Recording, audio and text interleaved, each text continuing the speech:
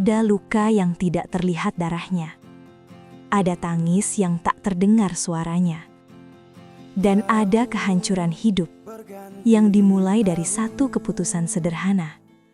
Aku hanya ingin bekerja demi anakku.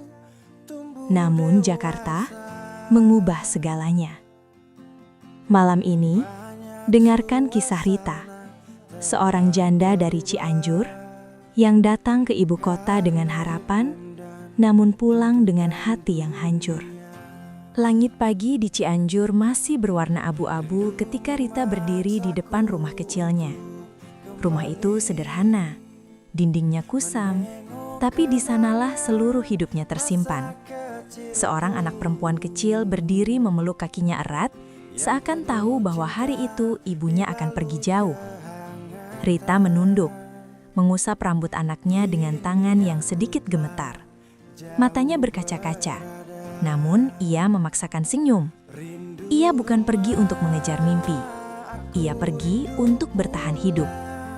Sejak suaminya meninggal 2 tahun lalu, Rita memikul segalanya sendirian. Setiap malam, ia menghitung uang pas-pasan. Setiap pagi, ia menahan lelah. Dan hari itu, Jakarta menjadi satu-satunya jalan yang tersisa. "Jaga diri baik-baik, nak," bisiknya lirih. Anaknya hanya mengangguk.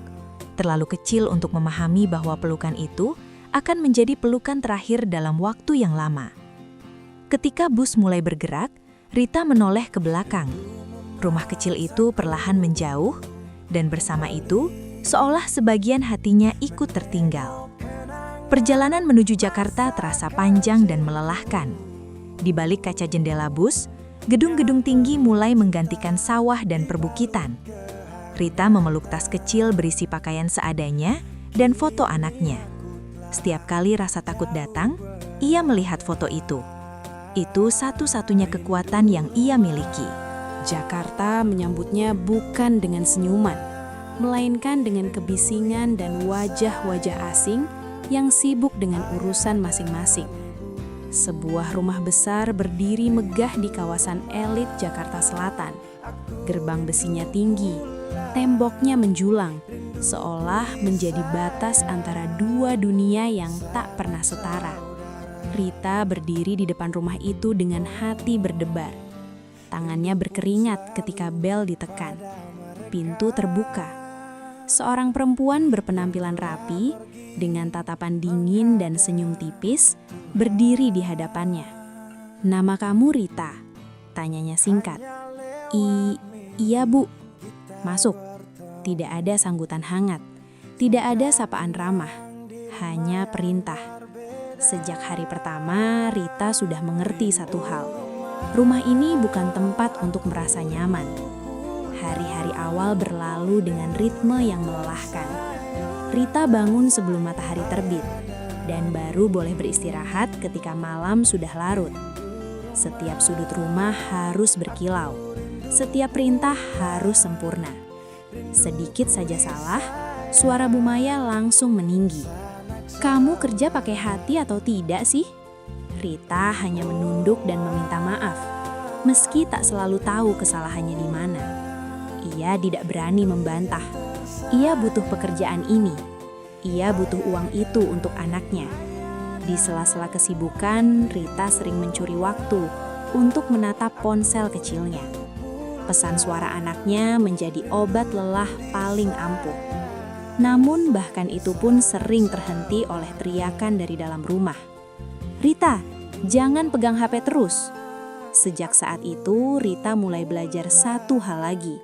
Di rumah ini, ia tidak hanya kehilangan tenaga, tapi juga hak sebagai manusia. Tekanan semakin hari semakin menumpuk. Tubuh Rita mulai sering sakit. Namun ia tidak pernah berani mengeluh. Ketika tangannya gemetar karena kelelahan, ia tetap bekerja.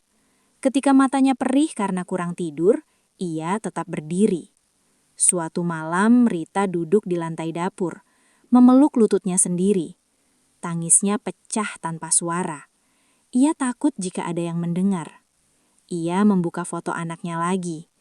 "Sebentar lagi, nak," bisiknya pada layar ponsel. Namun rumah itu seolah memiliki mata di setiap sudut. Dari kejauhan, Bu Maya memperhatikan Rita dengan tatapan penuh kecurigaan. Tidak ada empati di sana, hanya kecurigaan dan prasangka.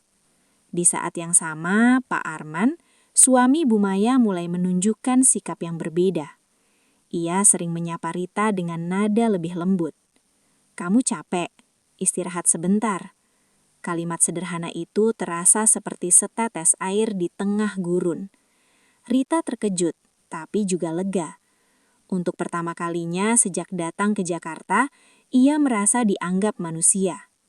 Namun tanpa ia sadari, tatapan Bu Maya semakin tajam. Senyum Pak Arman yang ramah justru menyalakan api kecemburuan dan kecurigaan. Hingga suatu sore, badai itu benar-benar datang. Bu Maya berdiri di ruang tamu dengan wajah merah padam. Tangannya menunjuk ke arah Rita. "Kamu pikir saya bodoh?" Rita terdiam. Jantungnya berdegup kencang. "Saya lihat cara kamu menatap suami saya." Rita menggeleng cepat. Suaranya gemetar. "Tidak, Bu. Saya tidak pernah." "Diam!" teriak Bu Maya. "Kamu ini pembantu. Jangan sok suci." Suasana berubah mencekam. Kata-kata itu seperti pisau yang menusuk harga diri Rita. Air mata mengalir tanpa bisa ia tahan. "Saya cuma kerja, Bu. Saya cuma cari makan buat anak saya." Namun pembelaan itu tak berarti apa-apa. Sebuah tamparan mendarat di pipinya. Bunyi itu menggema di ruangan mewah yang dingin. Rita terhuyung, memegang pipinya yang perih. Tangisnya pecah. Di saat itu